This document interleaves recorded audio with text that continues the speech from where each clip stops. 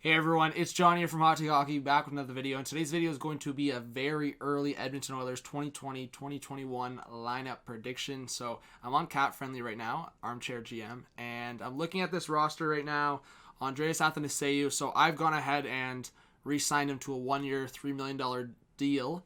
So same cap hit, prove it deal. He didn't put up the numbers expected, minus 46. I just think give him another year potentially, and maybe he moves on, and we'll talk about that in this video. But for now, I'm going to have him at that cap hit. Obviously, Zach Kassian, the extension he signed, a 4-year with a $3.2 million cap hit. And then some defensemen I signed, Ethan Bear to a bridge deal, 2-year, 2.5. I just think Ethan Bear stepped on the scene, and the Oilers just don't know what they have going forward with him necessarily, but they obviously do have an idea, and Ethan Bear proved enough to get some sort of money, so I think 2.5 per for just a 2-year bridge deal. Obviously, we saw McAvoy get under $5 million, which was a very big surprise, but at a 3-year kind of bridge type, so I think Ethan Bear may be close to half of that. At a 2-year term, I think makes sense for both sides. And Matthew Benning, a 1-year, $1.5 million cap hit. You've obviously got Mikko Koskinen in there. Mike Smith would be a pending UFA. Chris Russell there, who I'm going to talk about, I think could be traded.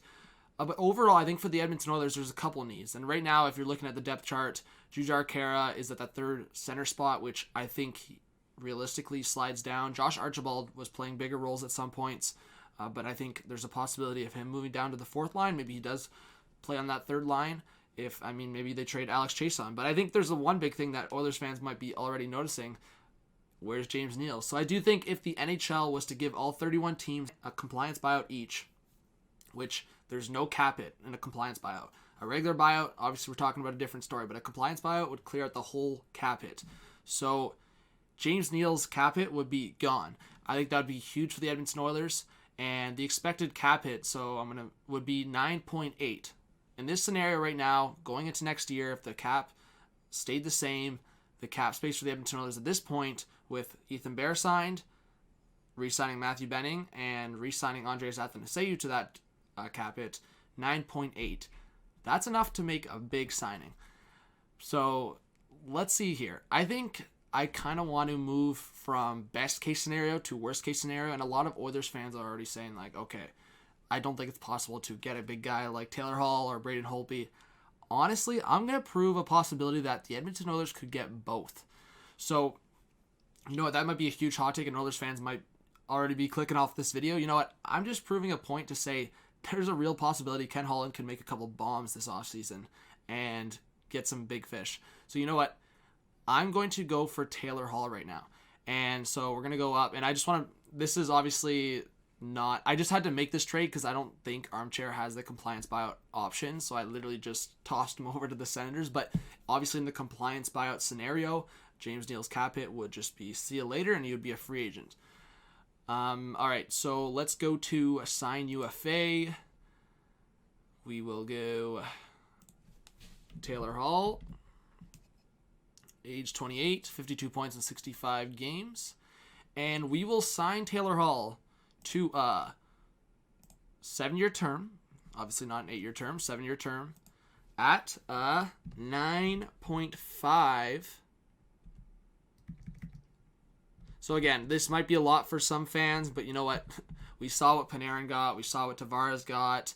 Yes, Taylor Hall has struggled and been inconsistent in the last 2 years, but he's still going to get up there. I think it's going to be at least $9 million. So I'll say 9.5, I think, with Draisaitl's number. Again, Taylor Hall could very well go to a different team. I think going to the Oilers or back to the Oilers is very unlikely. I've just talked about the possibility of Hall going to the Oilers because redemption, there's different management, different coaching.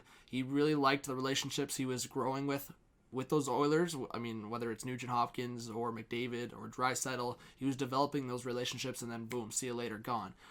So I think he could go out west, and maybe that is the Calgary Flames too. Like, that could hurt Oilers fans big time, but we'll say in this scenario he goes to the Oilers. All right, so a 9.5 cap hit over a 7-year term. Boom.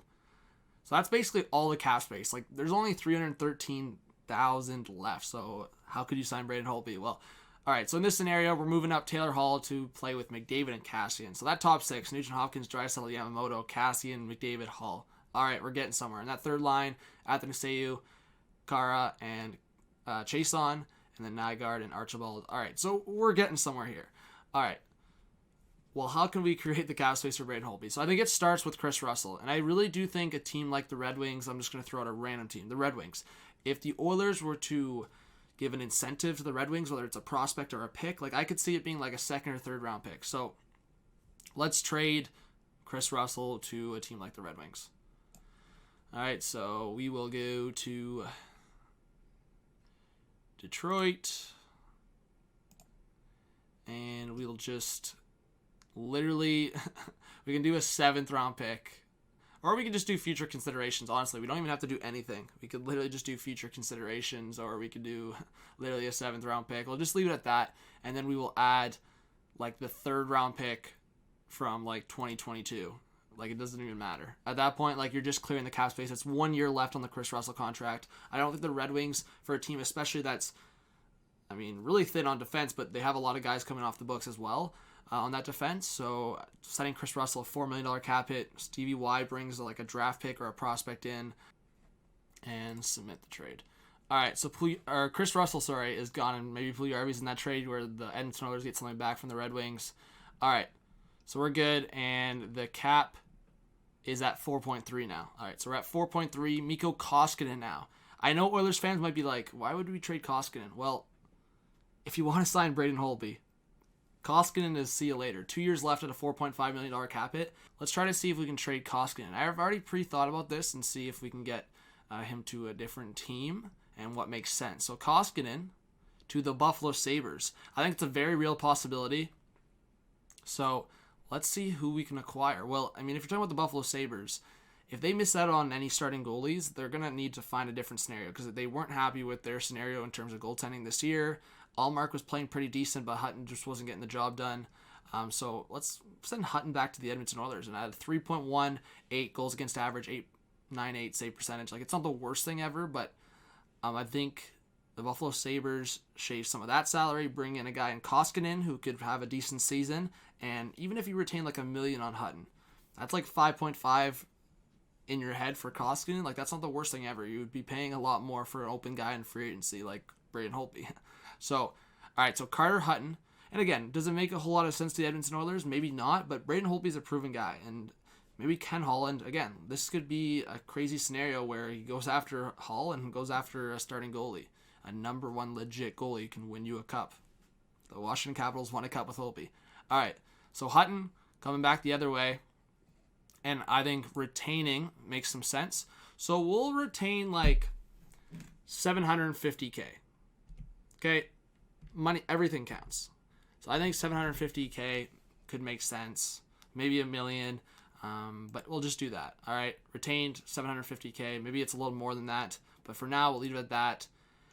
And maybe another draft pick. But I'm just, in terms of the Edmonton Oilers setting cap away and not having to, it's not costing them anything, like nothing. They're bringing back Carter Hutton, which is maybe not the greatest thing, but for $2 million for a guy that could play like 30-40 games and not be the worst ever.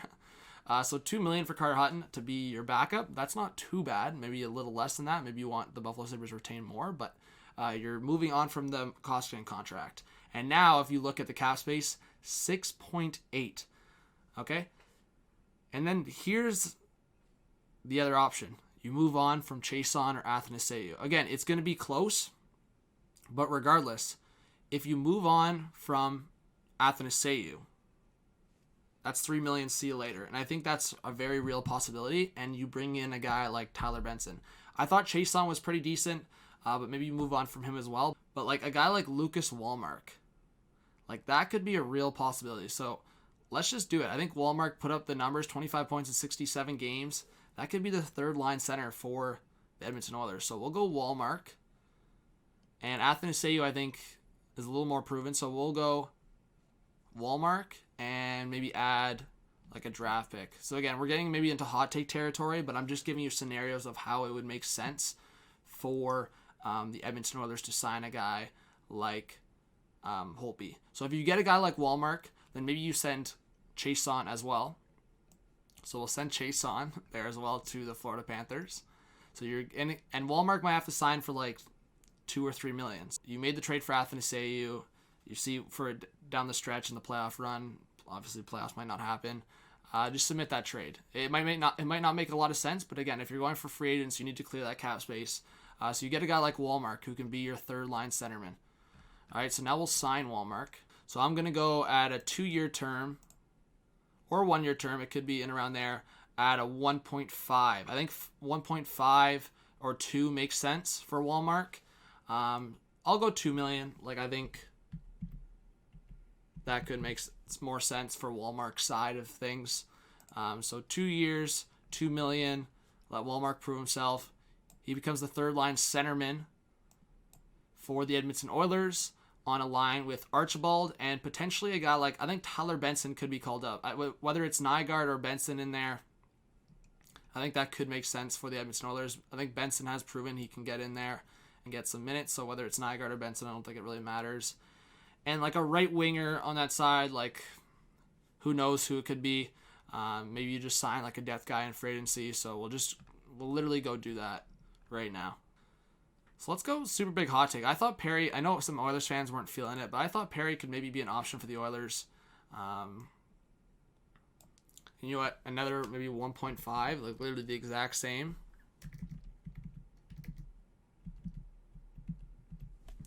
Why not? We're throwing hot takes around here. Again, it's just going to be a depth guy, but you sign Corey Perry, why not? And maybe you have Perry up there, like, who knows? Whether Perry's on that third or fourth line, you get some grit there with Perry. I don't mind that. It gets you a little more depth. So Archibald had a great season. I think him in the bottom six. Like, I like that bottom six. Wallmark you bring in, you get in Tyler Benson, and that top six is ridiculous. So that now we have a 7.6 in cap space. So it's obviously tight. So that's where you would have to make one more move. And honestly, it's a little hot take-ish, but you might have to move on from a guy like Adam Larsson. And that would be really ironic because Taylor Hall, you bring him in, and then you have to move on from the guy you got from Taylor Hall. So Adam Larsson, let's add him to the trade. I think there's a few options. Like, I feel like the Sens maybe could go for Adam Larsson to partner up with a guy like Thomas Chabot. So let's do it. I think Adam Larsson to the Sens could make some sense. I mean, look at all the traffics. Like maybe a second-round pick from the Blue Jackets in there. And a third-round pick there. Submit that. And the cap space now at $11 million. All right, so now let's sign Braden Holtby. So again, you do lose a big piece in your defense group, but you'd be signing Holtby.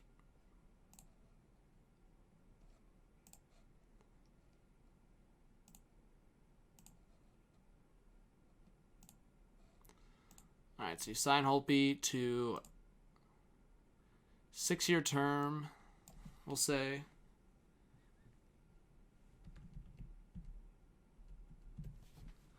$8 million. Braden Holtby is your new starting goalie. Carter Hutton the backup. And now you got to go after a defenseman, bring another defenseman up. So, yeah, let's give Evan Bouchard the opportunity. Patrick Russell is a depth guy. I think that could make some sense.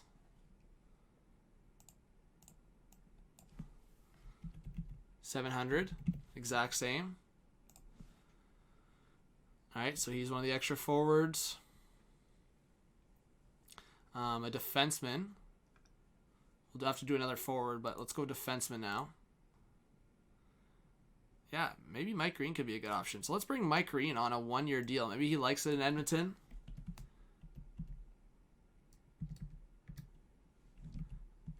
$1.5 maybe could make sense.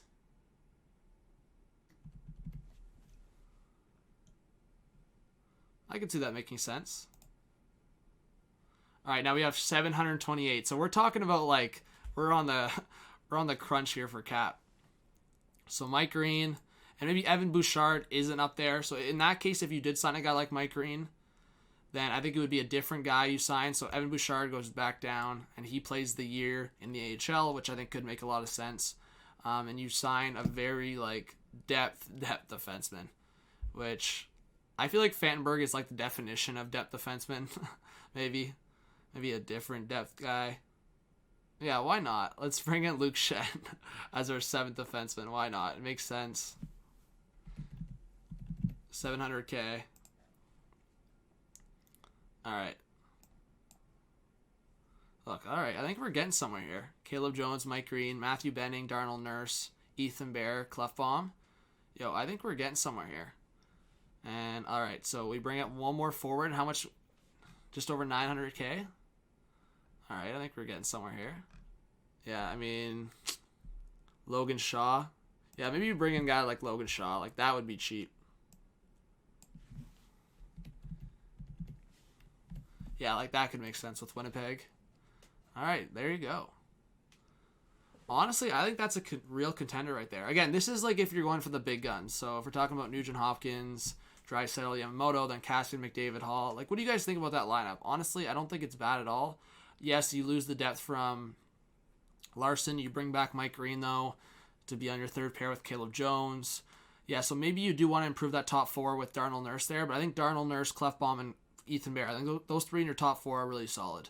So maybe it's disappointing to lose a guy like Larson, but I think what you bring in with Perry and Walmart could make sense. Again, you're moving on from a guy like Athanasiou. You traded 2 second-round picks for him. You get Walmart and a third-round pick. You're basically just moving on from Chason. Just act like you didn't re-sign him at all. Yes, Chason was part of your power play specialist there, but you're bringing in Taylor Hall. Corey Perry could even be on your power play, even on your second unit, a guy like Lucas Walmart. So, honestly, I like it. So, if all this doesn't happen, let's revert some moves here.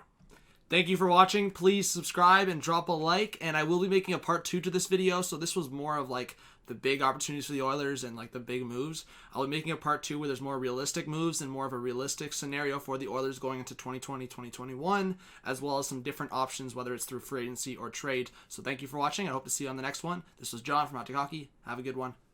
Peace out.